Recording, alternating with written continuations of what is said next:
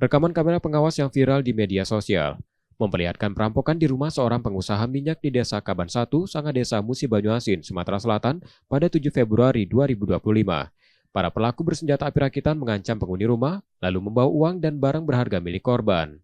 Setelah hampir 3 pekan penyelidikan, unit 4 Subdit 3 Jatan Ras di Treskrimum Polda Sumsel menangkap 4 dari 8 pelaku. Mereka adalah Budi, Edi Purwanto, Komar, dan Sumari yang diringkus di beberapa lokasi di Musi Banyuasin. Modus perampokan, para pelaku berpura-pura menjadi pembeli di warung milik korban yang masih satu lokasi dengan rumahnya.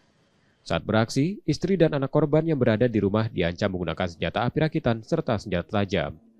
Komplotan ini membawa kabur uang 400 juta rupiah, 50 suku emas, serta barang dagangan di warung dengan total mencapai 800 juta rupiah.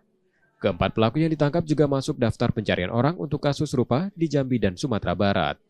Polisi turut menyita senjata api rakitan, senjata tajam, serta sisa uang hasil perampokan.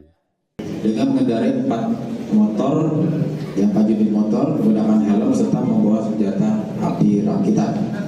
Sampai di sana si para pelaku melakukan tindak kejahatan menodong senjata api rakitan kepada salah satu korban, dan istri korban pada saat itu sedang berada di toko. Kemudian para tersangka atau dari kelompok tersangka tersebut ada yang membobol laci dan mengambil uang tunai dan rokok.